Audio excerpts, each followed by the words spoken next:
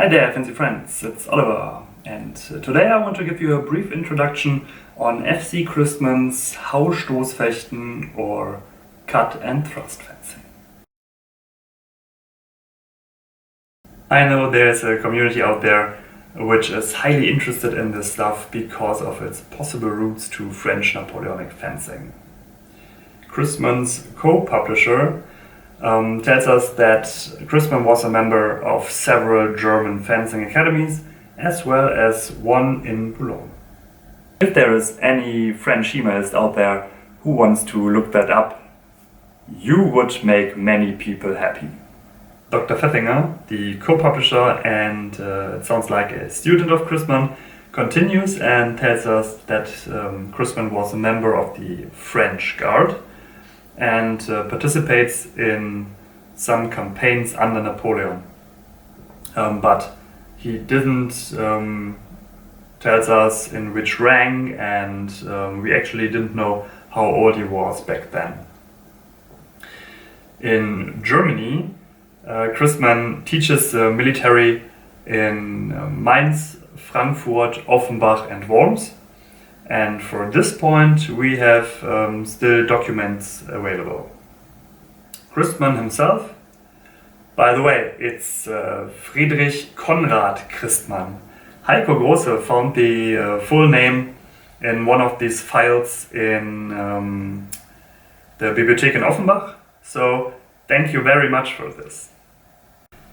So, Christmann's preface is 25 pages long, and it's kind of a hard-reading philosophical literature when he refers to the spirituality or intellectuality which rules the human body to express the psyche. But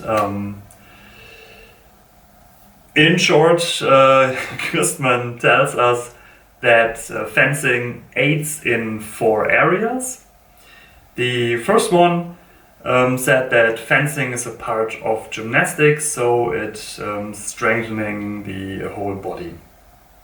The second one is entertaining, so at this point he refers to modern assaults or medieval tournaments and antique gladiators. The third point is that fencing brings the beauty of the human body. So he thinks about stiff and wooden movements, which becomes more fluid and smooth. And finally, the fourth point is defending ourselves or defending our homeland. But in the upcoming videos, we will have a look at Christmann's saber system without all that spiritual ballast. I have a nice walkthrough in mind so that everyone could follow the idea of his book as a teaching tool, and if you want to, you could try it by yourself. Christmann celebrates the French for their actual love to fencing.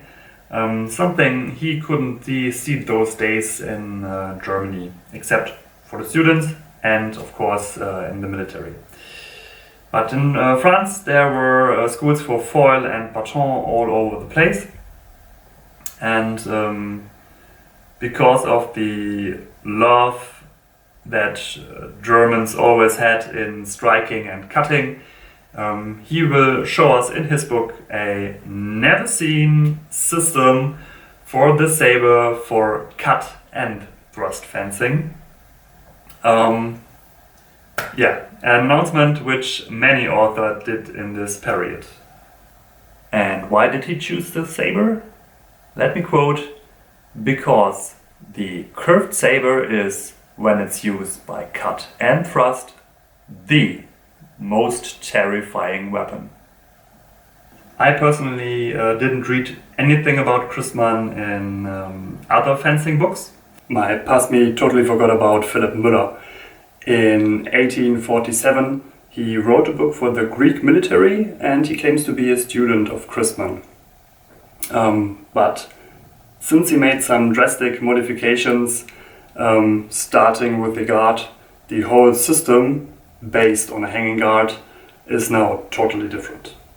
But I think that Gustav Herxel would have known him because he refers to some points of